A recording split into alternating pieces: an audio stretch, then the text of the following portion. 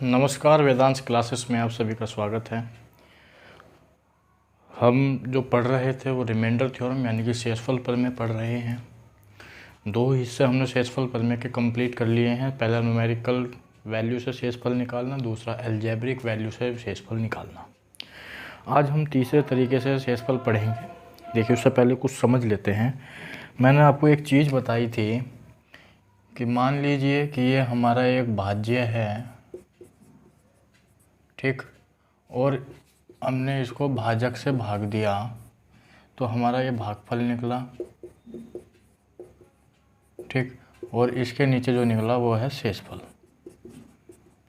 ठीक, इस तरह से हमारा ये एक भाग देने का प्रोसेस होता है।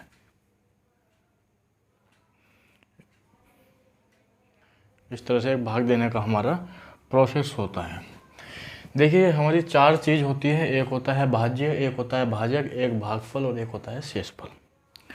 इन चारों का आपस में एक रिलेशन होता है। एक समझ लीजिए कि एक सूत्र बनकर निकल कर आता है। वो सूत्र क्या होता है? वो सूत्र होता है हमारा भाज्य बराबर भाजक गुणा भागफल प्लस शेषफल प्लस शेषफल। ये वो फार्मूला होता है। ये वो फार्मूला होता है जो इन चारों को आपस में रिलेट करता है।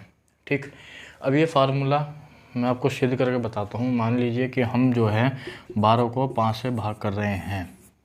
ठीक, जब हम छोटे थे हम ऐसे ही भाग देते थे, तो 5 दूनी 10, 5 दूनी 10, शेष बचा 2। अब हम भाज्य देखते हैं। भाज्य हमारा कितना है? 12 है। भाजक कितना है? 12, यहाँ पे 5 है। और भागफल कितना है? भागफल 2 है। और शेषफल कितना है? शेषफल भी हमारा 2 ही है। तो बराबर 5 दूनी 10 प्लस के 12 बराबर 2 और प्लस के 12, तो 12 इक्वल्स टू 12। ये हमारा सिद्ध हुआ। तो हम इसे कह सकते हैं कि भाज्य जो है भाजक गुणा भागफल प्लस शेषफल के होता है। देखिए, आपको समझ में आएगा। पहले हम गुणा करते हैं फिर प्लस। अब कुछ ही इसी में ही बोर्ड मास पढ़ेंगे हम। इसको वी बोर्ड मास भी बोलते हैं, बोर्ड मास भी बोलते हैं। ठीक है, ये चीज़ हम पढ़ेंगे जिसमें आपको पता चलेगा कि पहले हम भाग करते हैं, फिर हम गुणा करते हैं, फिर जोड़ते हैं, फिर घटाते हैं।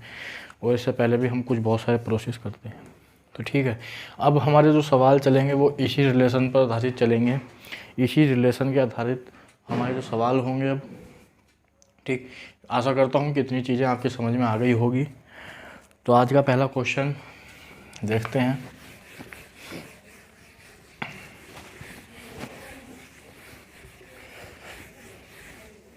देखिए, स्क्रीन पर आपका पहला क्वेश्चन आने वाला है। पहला क्वेश्चन है, देखिए, यदि भाजक भागफल का 25 गुना तथा शेषफल का 5 गुना है और आपको भागफल का मान दे दिया है 16, तो भाज्य का मान बताना है। ठीक, हम एक रिलेशन बना लेते हैं कि जो हमारा भाजक है, देखिए, इनका आपस में रिलेशन बनाकर चलना है। इनका आपस में क्या रिलेशन बनाकर चलना है कि भाजक दिया हुआ है, भाजक बराबर 25 गुना भागफल। ठीक, आप सवाल को पढ़ते रहिए और इस हिसाब से सेट करते रहिए। ठीक, फिर उसने कहा है कि शेषफल का 5 गुना है क्या? भाजक। या फिर इसने दूसरी कंडीशन दे दी कि भाजक जो है भाजक ही 5 गुना है किसका? शेषफल का। ठीक, और उसने आपको वैल्यू दे दी है भागफल की। भागफल की वैल्यू है 16 और आपको दे दिया है भागफल। आपसे क्या पूछा है? आपसे पूछा है उसने भाज्य। हमें भाज्य की वैल्यू बतानी है। ठीक है, हमें क्या बतानी है? हमें भाज्य की वैल्यू बतानी है। हमारे पास इसके और इसके बीच में रिलेशन है और भागफल की हमारे पास वैल्यू है। तो कैसे करते हैं? देखिए, जब हमारे पास भागफल की वैल्यू है तो हम भाजक निकाल सकते हैं। भाजक हो जाएगा हमारा 25 गुणा 16, 25 गुणा 16, 16 पंजे 80, 16 दूनी 32, 32,400। ठीक है, यही होगा ना। 16 पंजे 80, 8 हमारा 16 दूनी 32, 32,400 हो गया। अब उसने कहा है कि भाजक जो है 5 गुना है शेषफल का, तो भाजक की वैल्यू हम निकाल लेंगे। भाजक की वैल्यू हमारी कितनी आ गई, भाजक की वैल्यू हमने निकाल ली है, ये रही भाजक की वैल्यू आ गई हमारी 400। हमारे पास भागफल की वैल्यू है, भाजक की वैल्यू है। अब हम क्या करें, शेषफल निकाल लेंगे। तो शेषफल कैसे निकाल लेंगे, शेषफल बराबर कितने तक का, भाजक की वैल्यू 400/5 बराबर 80। हमारा शेषफल आ गया 80। ठीक, अब हम क्या करते हैं, अब हम वही फार्मूला अप्लाई करते हैं।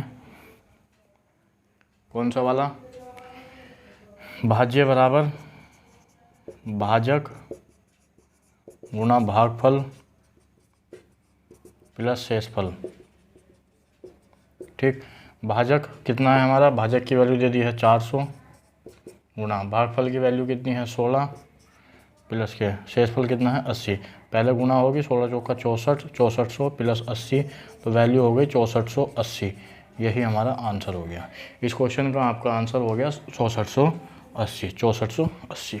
देखिए एक बार सवाल पढ़िए, सवाल के अकॉर्डिंग जमाइए और उसको करना है, बस इसी रिलेशन पर आधारित आपके सवाल अब चलने वाले हैं।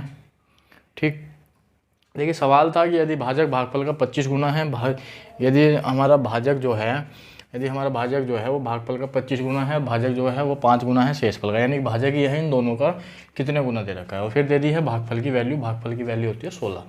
यदि भाजक आपका दे रखा है, भागफल दे रखा है, तो यहाँ से भाजक की वैल्यू निकाल लेंगे, यहाँ पुट कर देंगे, इस वाली वैल्यू को यहाँ पुट कर देंगे। पुट करने के बाद हमारा भाजक की वैल्यू आ गई 400, शेषफल की वैल्यू आ गई 400 गुना 5 80, 400/5, 400/5 80। अब ये वाला फार्मूला अप्लाई करके हम भाजक की वैल्यू निकाल लेंगे। ठीक है, आपकी वैल्यू आ गई 6480 इस वाले सवाल की।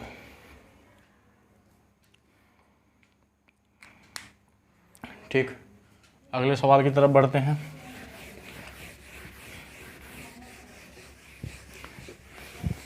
अगला सवाल कहता है कि एक भाग के प्रश्न में, एक भाग का प्रश्न है, उसमें भाजक भागफल का 4 गुना है।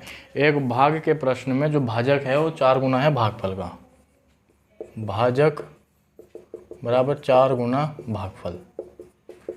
ठीक, पढ़ते रहिए, जमाते रहिए।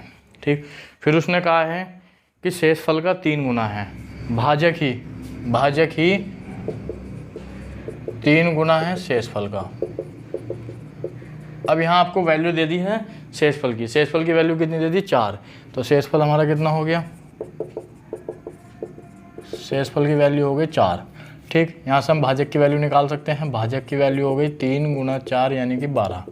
ठीक, जब हमारे भाजक आ गया तो हम क्या करेंगे, भागफल। अब भागफल निकालेंगे, तो भागफल निकालने के लिए हम क्या करेंगे, ठीक है, इधर चला जाएगा, भाजक की वैल्यू 12/4 बराबर 3।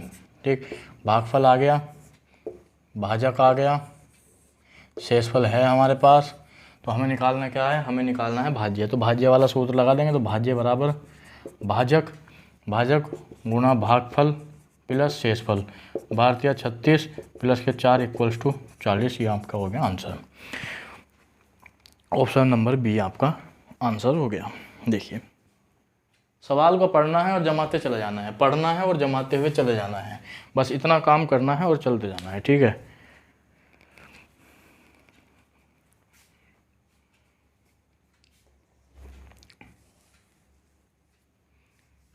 अगले सवाल की तरफ चलते हैं।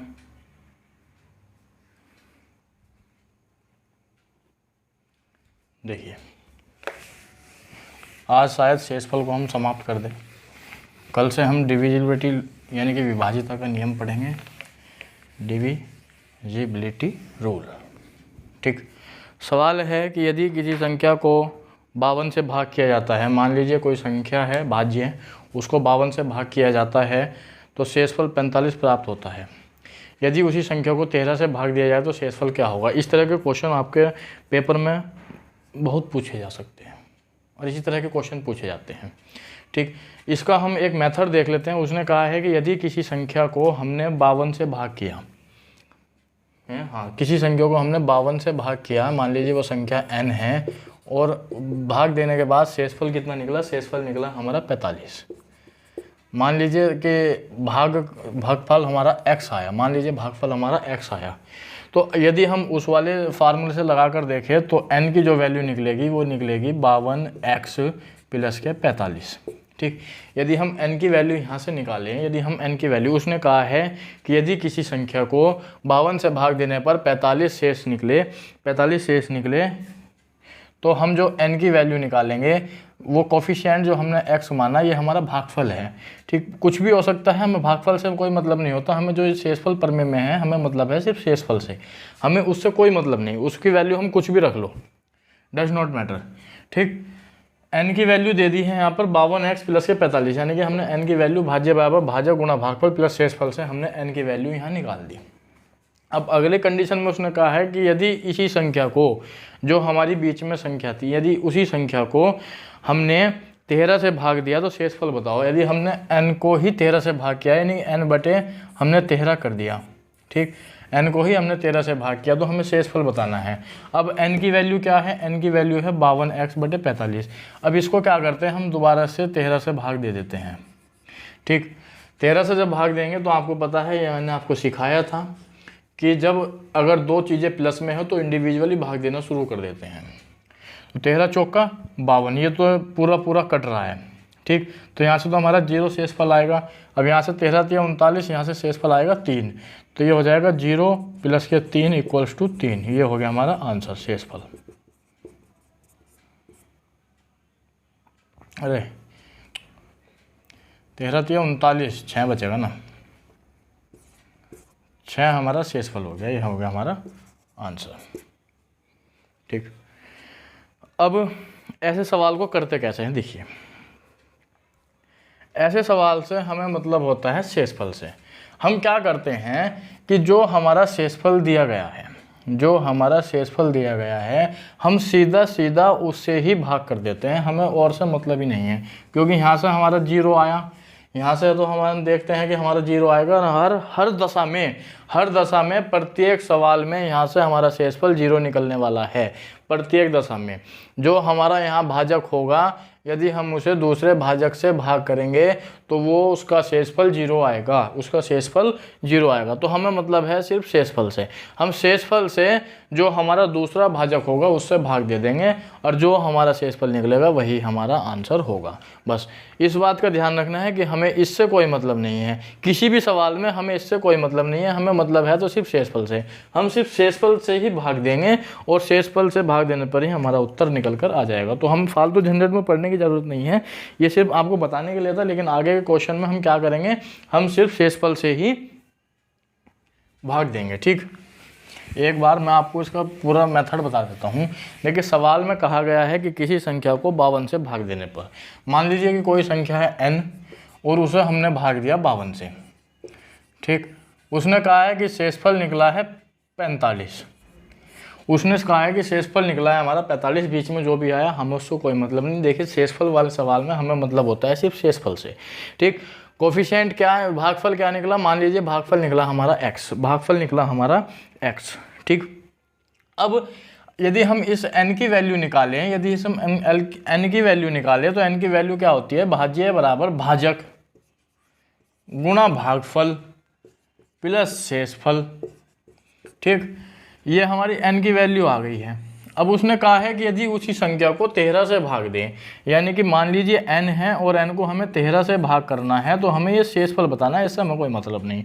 ठीक, तो n की वैल्यू क्या है, n की वैल्यू है 52x प्लस के 45, भाग करना किसे 13 से। अब मैंने आपको भाग करनी बता रखी है कि अगर प्लस का निशान है, गुणा का निशान है तो इंडिविजुअली भाग दे दो, आसानी से सोल्व हो जाएगा। तो ये इसका एक फैक्टर जो है, यानी कि 52 जो है पूरा कट रहा है, यहाँ से तो हमारा 0 निकलेगा, आगे चाहे कितना भी शेष बचे, गुणा का निशान है तो वो तो 0 होना ही है।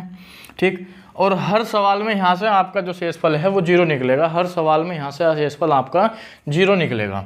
ठीक, यहाँ से तो कोई मतलब नहीं, इसका मतलब ये तो हमारा कट गया। अब बचा क्या, 45/13। 45/13 को अगर हम भाग करनी शुरू करें, मान लीजिए भाग कीजिए, तो 13 कम 13 13 दूनी 26, 13 13 39। ठीक, क्या बचा 6 नहीं कट, 6 छोटा हो गया हमारा भाजक से। ठीक, तो करते क्या है, यही हमारा शेषफल हो जाता है, यही हमारा क्या हो जाता है, यही हमारा शेषफल हो जाता है। बस आगे के क्वेश्चनों में इतना ध्यान रखना है कि हमें सिर्फ शेषफल से ही भाग देना है, हमें सिर्फ शेषफल से ही भाग देना है। ठीक, अगला क्वेश्चन देखिए। अगला क्वेश्चन है आपका कि यदि किसी संख्या को 14 से भाग दिया जाता है तो शेषफल 8 प्राप्त होता है। ठीक, यदि कोई संख्या है, एक और क्वेश्चन मैं आपको बड़ा करके दिखा रहा हूँ। यदि कोई संख्या है, मान लीजिए वो संख्या n है और उसे 14 से भाग किया, 14 से भाग करने के बाद शेषफल आया उसमें 8, शेषफल आया 8। ठीक, तो यहाँ से मान लीजिए भागफल आया हमारा x, तो हम क्या करते हैं, यहाँ से n की वैल्यू निकालते हैं। n की वैल्यू हो जाती है 14x प्लस के 8। ठीक, 14x प्लस के 8। अब उसने कहा है कि यदि उसी संख्या को 7 से भाग किया जाए, n/7 करो तो इसे भी 7 कर देंगे क्योंकि n की वैल्यू ही ये है। जब इसे देखेंगे तो 7 दूनी 14, शेषफल आया 0। x से कुछ का मान कुछ भी हो सकता है, यदि गुणा का निशान है तो शेषफल हमारा 0 ही होना है। अब यहाँ से करते हैं 7 एकम 7, ये आया +1, तो क्या करते हैं 0 + 1 = 1 ही हो गया हमारा शेषफल, और यही हमारा क्या है, आंसर। ठीक, बस इतना काम करना है। आगे के क्वेश्चनों में हमें सिर्फ शेषफल वाले को ही भाग दे के देखनी है, बाकी हमें कोई से कोई मतलब नहीं। ठीक, देखिए अगला क्वेश्चन। क्वेश्चन पढ़िए। यदि किसी संख्या को 84 से भाग किया जाता है तो शेषफल कितना प्राप्त होता है, 37। ठीक, हमारा शेषफल, हमें शेषफल से मतलब है, तो शेषफल कितना है, शेषफल आ गया हमारा 37।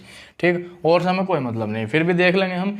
यदि उसी संख्या को 12 से भाग किया जाए तो शेषफल बताओ। यदि इसी संख्या को 12 से, यानी कि जो हमारा शेषफल है, इसे ही 12 से भाग दे दो, 12 कम 12 दूनी 24 12 36, शेषफल आ गया +1। यही आपका आंसर हो गया, बस यही आंसर हो जाता है। सिर्फ इतना सा काम करना है और कुछ काम करने की ज़रूरत नहीं है, क्योंकि यदि आप देखें तो 84 12 से पूरा पूरा कट रहा है, शेषफल 0 आएगा। कोफिशिएंट कुछ भी हो, गुणा करोगे शेषफल आपका 0 ही आना है, उससे हमारा कोई मतलब नहीं। मतलब है तो सिर्फ हमें शेषफल से ही मतलब है, और किसी से हमें कोई मतलब नहीं है। ठीक, आपका शेषफल आ गया +1। हमारा आज शेषफल पर में समाप्ति की ओर है, बस थोड़ा सा ही इसमें एक पार्ट हो रह गया है इसके बाद। ठीक, अगला सवाल है, देखिए।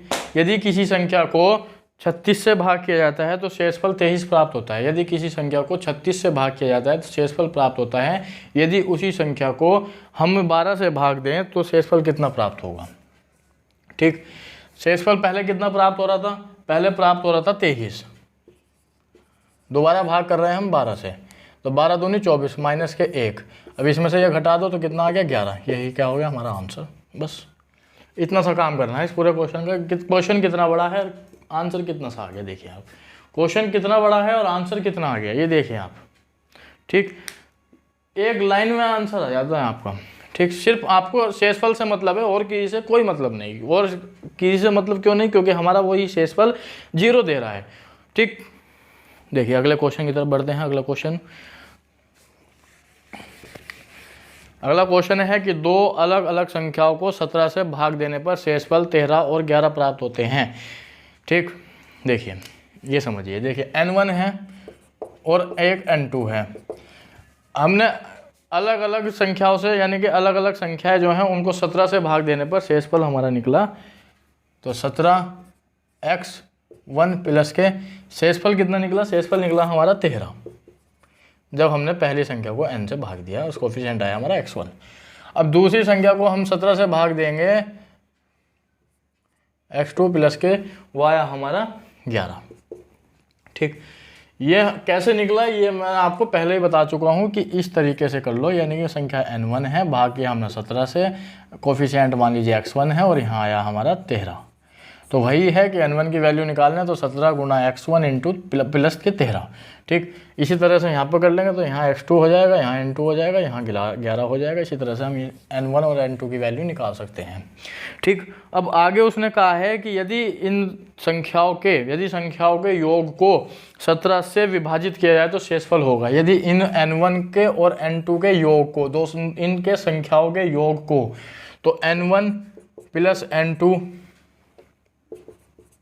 Upon 17, n1 plus n2 upon 17 जब हम करेंगे तो मान लीजिए इसकी वैल्यू क्या है, 17 x1 प्लस के 13 प्लस के 17 x2 प्लस के 11 बटे 17। ठीक, जो हमारी अलजेब्रिक वैल्यू है उसको अलजेब्रिक वैल्यू में रख लीजिए, यानी कि ये 17 x1 प्लस के x2 और न्यूमेरिकल वैल्यू को एक जगह रख लीजिए, 3 और 1 4, 1 और 1 2, ठीक, 24/17।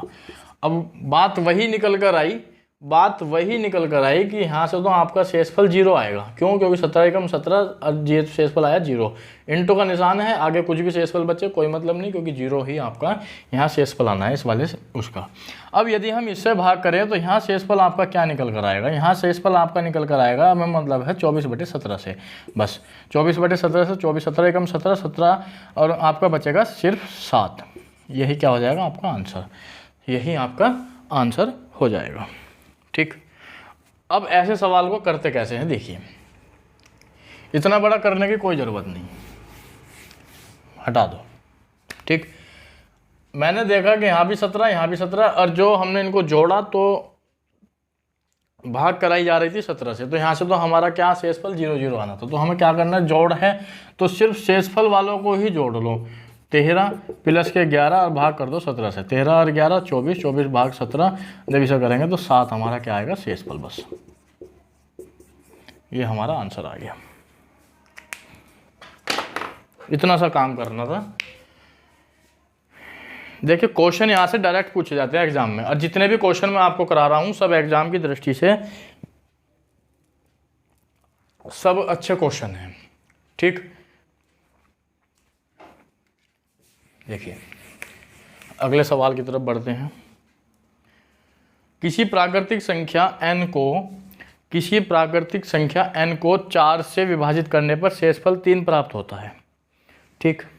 देखिए कोई प्राकृतिक संख्या n है, उसको 4 से विभाजित करने पर शेषफल 3 प्राप्त होता है, ठीक। बहुत ध्यान से समझना कैसे। मान लीजिए कि कोई संख्या n है, 4 से भाग किया, कोफिशिएंट x आया और शेषफल आया 3, ठीक। अब अगले कंडीशन पढ़िए, यदि 2n को 4 से विभाजित किया जाए तो शेषफल क्या होगा। यहाँ 2n कर दीजिए, 2n करने का मतलब है कि 2 4x प्लस के 3, ठीक, 4 दूनी 8x प्लस के 3 दूनी 6, भाग करना हमेशा 4 से। जब हम 4 से भाग करेंगे तो ये तो पूरा का पूरा ही हो गया, क्योंकि 4 दूनी 8, शेषफल 0, यहाँ से तो 0 आ गया, प्लस के 4 एकम 4, यहाँ से 2 आ गया, तो शेषफल क्या बचा 2। अब यदि आपसे कहे कि दुगना कीजिए, 2n कीजिए, 3n कीजिए, 4n कीजिए, तो सिर्फ आप किस में बदलाव करेंगे, सिर्फ आप शेषफल वाले हिस्से में बदलाव करेंगे। शेषफल दे रखा है हमारा 3, अभी हमें इसे करने की कोई ज़रूरत नहीं। देखिए क्यों नहीं है, देखिए इतना बड़ा करने की भी ज़रूरत नहीं है। देखिए शेषफल क्या दे रखा है 3, उसने कहा है कि 2n को भाग करना है, तो 2n, तो शेषफल में हम क्या करते हैं 2 से गुणा कर देते हैं 6। अब 6 को 4 से भाग कर दो, कितना आ गया प्लस के 2। यही क्या हो गया हमारा आंसर, यही हमारा आंसर हो गया। हमें जो भी बदलाव करना है वो शेषफल में करना है, बस इतना ध्यान रखना। जो भी बदलाव करना है, यदि उसने कहा कि n को इतने से भाग करने पर शेषफल 3 आ रहा है, यदि 4n को अगर हम भाग करें तो आप सिर्फ 3 का 4 गुना करें, फालतू का 4 गुना ना करें, सिर्फ 3 का 4 गुना करके 4 से भाग कर दो, वही आपका शेषफल आ जाएगा। बस यदि आपने कहा 3 गुना तो 3 का 3 गुना करो, यदि उसने कहा आधे को, ये 3 का आधा करो, फिर उसको 4 से भाग करो, ठीक है ना। तो इन चीज़ों का ध्यान रखना है कि हमें सिर्फ शेषफल पे ही खेलना है, हमें फालतू नहीं खेलना, क्योंकि हमारे पास इतना टाइम नहीं है हम फालतू खेल ले किसी के साथ। हमें इनके साथ नहीं खेलना, ये तो वैसे ही कट जाएंगे, मार देगा इन्हें तो वैसे ही 4। हमें इसके साथ खेलना है। इसको 4 मारने के बाद कितने बच रहे हैं, 4 से मारने के बाद इसमें कितने बच रहे हैं, हमें इस पे खेलना, हमें इन पे नहीं खेलना, ये तो मर जाएंगे अब हम खामी, ठीक। देखिए अगला क्वेश्चन देखिए,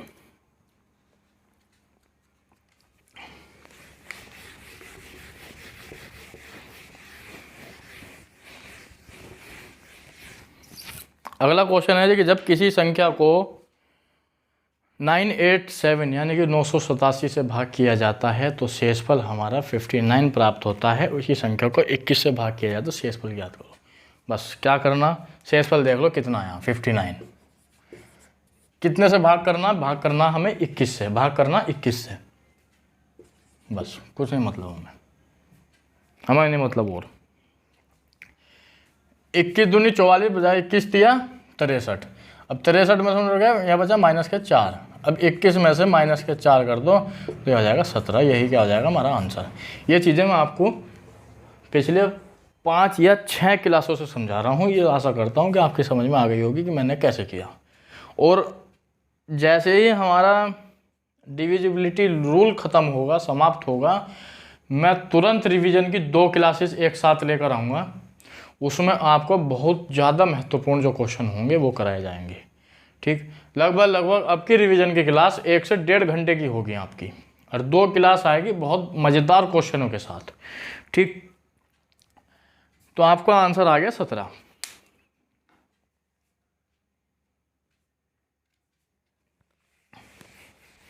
अगला क्वेश्चन देखिए,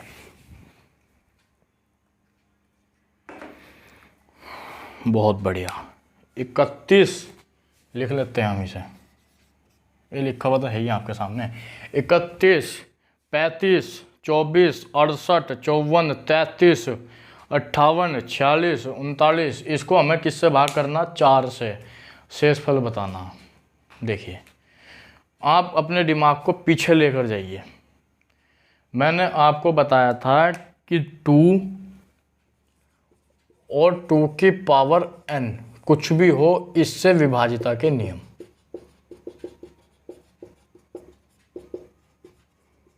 बताए थे। मान लीजिए कि 2 की पावर 1 है तो आखिरी एक अंक,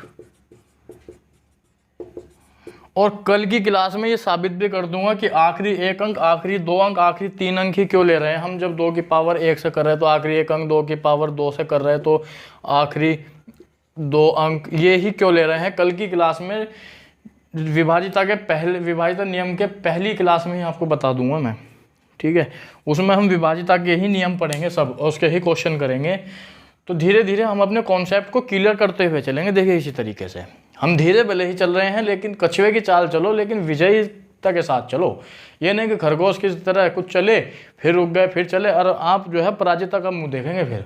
लेकिन आप खरगोश की चाल चलते रहेंगे तो आप एक दिन विजय जरूर होंगे, और बहुत जल्द ही विजय होंगे। देखिए, फिलहाल तो समय आपका कोरोना काल का चल रहा है, तो हमें पढ़ने में भी आनंद आएगा। धीरे धीरे हम अपनी तैयारी को आगे बढ़ाते रहेंगे। ठीक, तो ये चीज़ आपको याद होगी कि आखिरी 2 की पावर 1 है तो आखिरी एक अंक, 2 की पावर 2 है तो आखिरी 2 अंक। आशा करता हूँ कि ये याद होगी। अब इसने कहा है कि 4 से विभाजिता का नियम। 4 होता है 2 की पावर 2, और 2 की पावर 2 में मैंने बताया था आपको कि आखिरी के 2 अंक। ठीक, मैंने बताया आखिरी के 2 अंक। तो इसमें हम आखिरी के 2 अंक देखते हैं, तो आखिरी के 2 अंक हमें निकल कर आते हैं 39। हमें सिर्फ इससे मतलब है पूरी संख्या जाए घास चढ़ने, हमें कोई मतलब नहीं, हमें उससे कोई मतलब नहीं। हमें मतलब है सिर्फ 2 अंकों से।